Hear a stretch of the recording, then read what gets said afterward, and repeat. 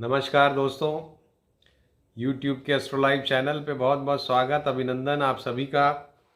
और आज हम ये एपिसोड लेके आ रहे हैं आपके लिए जो सबसे बड़ा चंद्र ग्रहण होने वाला है दिनांक 19 नवंबर 2021 को।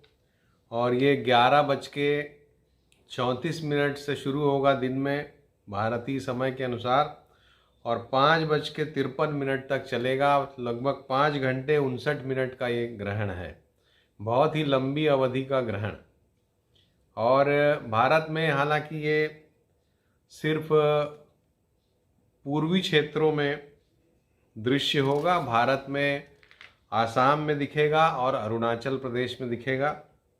इसके अलावा विश्व के स्तर पे देखा जाए तो अमेरिका में, उत्तरी यूरोप में, पूर्वी एशिया में दिखेगा, ये ऑस्ट्रेलिया में दिखेगा और प्रशांत महासागर में दिखेगा।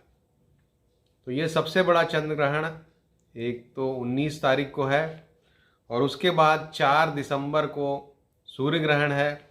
और ये सूर्य ग्रहण भारत में दृश्य नहीं होगा। दक्षिण अमेरिका, दक्षिण अफ्रीका, ऑस्ट्रेलिया, अंटार्कटिका इन क्षेत्रों में दृश्य होगा। दोस्तों, ग्रहण को हम इतना महत्व क्यों देते हैं? आपके मन में ये विचार जरूर होगा कि जैसे ही कोई ग्रहण आता है ये ज्योतिष लोग तुरंत ग्रहण की भविष्यवाणी शुरू कर देते हैं। ये खराब होगा, वो ठीक नहीं होगा, ऐसा होगा, इस तरह की बातें करते हैं।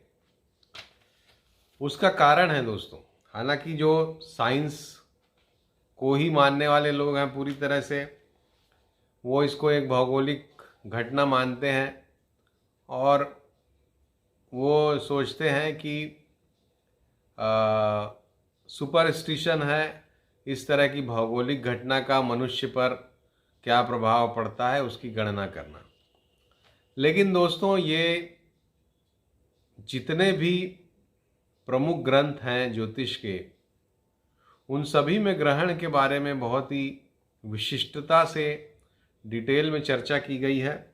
इसका मतलब है कि ग्रहण जो घटना है उसका हमारे मनीषियों ने, ऋषियों ने बहुत गहराई से अध्ययन किया, एनालिसिस किया।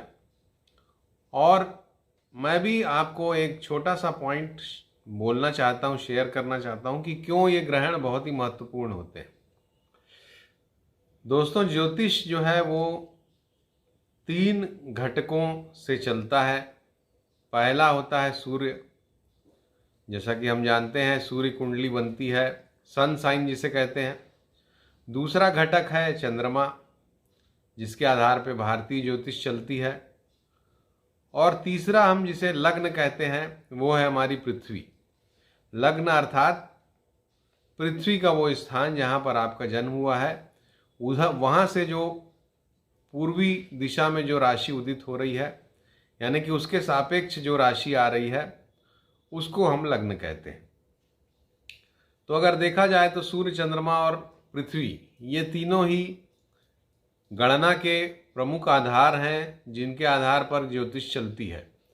और ग्रहण में दोस्तों इन्हीं तीनों का रोल होता है। साइंटिफिकली भी हम अगर देखें कि सूर्य के बीच में चंद्रमा का आ जाना निश्चित रूप से लाइट का डिफ्रैक्शन बढ़ाता होगा, ये बात निश्चित है। और इसलिए सूर्य ग्रहण ज़्यादा प्रभावी होता है। चंद्र ग्रहण का प्रभाव मात्र 15 दिन पहले से 15 दिन बाद तक हम मानते हैं, जबकि सूर्य ग्रहण का प्रभाव 6 महीने रहता है। सूर्य ग्रहण ज़्यादा प्रभावी रहता है चंद्र ग्रहण की अपेक्षा। और ये इसीलिए प्रभावी होते हैं, इसीलिए महत्वपूर्ण है ये भौगोलिक घटना, क्योंकि ये जो तीनों अवयव हैं ज्योतिष के, ये तीनों इसमें इन्वॉल्व रहते हैं। पृथ्वी पर सबसे ज़्यादा प्रभाव अगर हम देखें तो सूर्य अपनी रश्मियों द्वारा प्रकट करते हैं और चंद्रमा अपने गुरुत्वाकर्षण बल के द्वारा प्रकट करते हैं।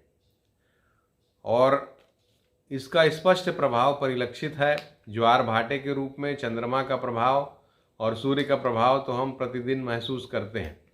तो निश्चित रूप से ये दोनों, सूर्य और चंद्रमा, पृथ्वी पर गहरा प्रभाव छोड़ते हैं। और इनका एक कंबाइंड इफेक्ट होता है जब ग्रहण की परिस्थितियां होती हैं तो ये दोनों एक तरह से पृथ्वी, सूर्य और चंद्रमा तीनों का अलाइनमेंट हो जाता है और निश्चित रूप से ये अलाइनमेंट चराचर जगत पे अपना प्रभाव डालता है, ये बात निश्चित है।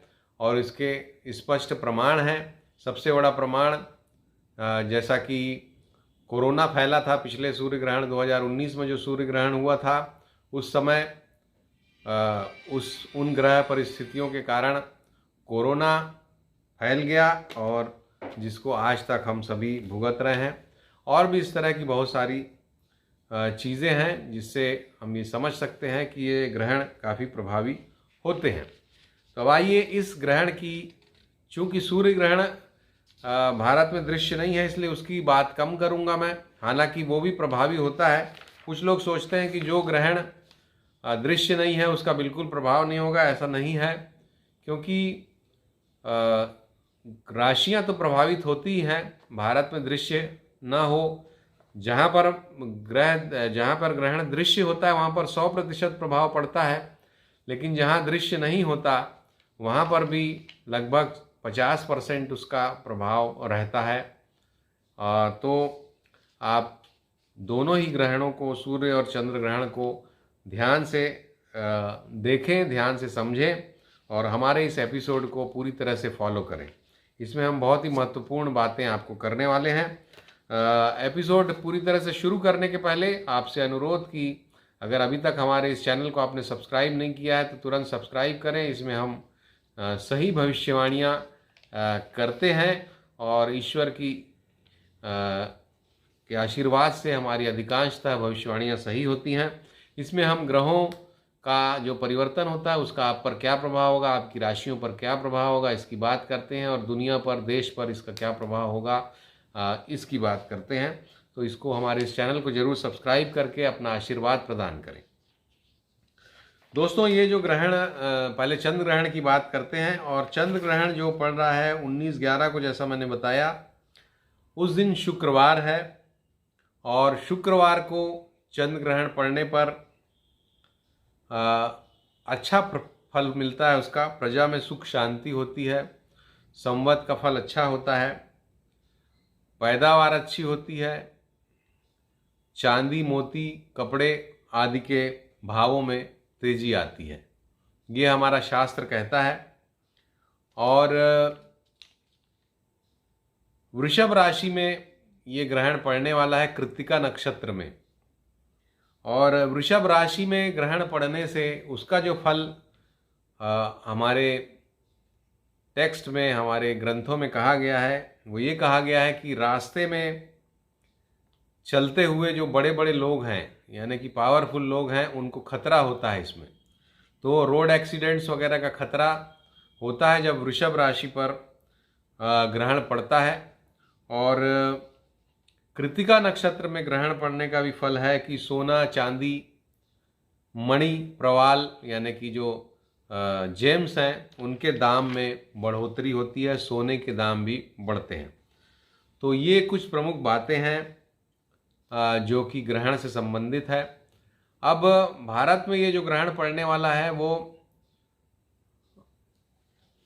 जब ये ग्रहण पड़ेगा चंद्रमा का, उस समय चंद्रमा उदित हो रहा होगा।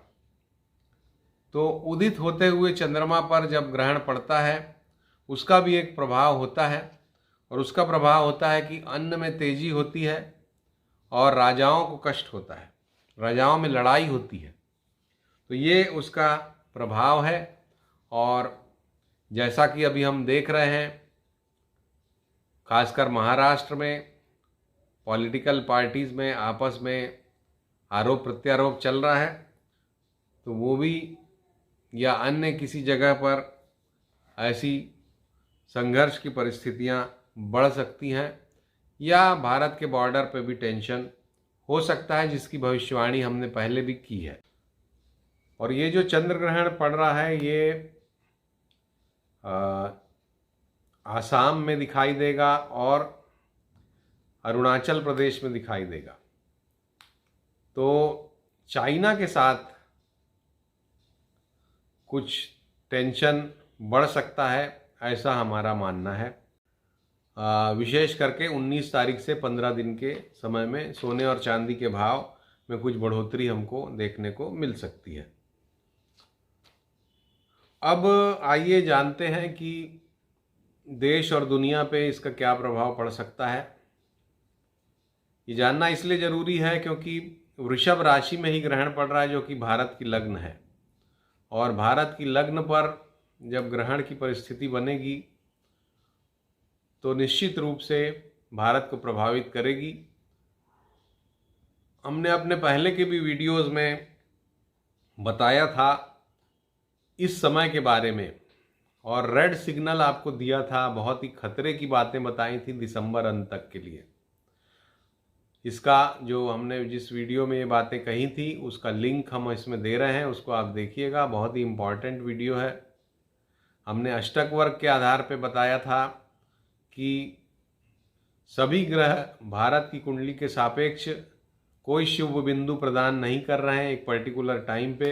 विशेष करके हमने बहुत ही फाइन कैलकुलेशन करके 4 दिसंबर से लेकर के 5 दिसंबर से लगभग 19 दिसंबर तक का समय इंगित किया था कि वो जो समय है वो बहुत ही खतरनाक हो सकता है, और विशेष करके दिसंबर अंत तक का ही समय।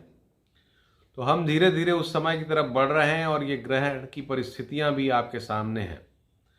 तो निश्चित रूप से भारतवासियों को बहुत ज़्यादा सावधानी की ज़रूरत है।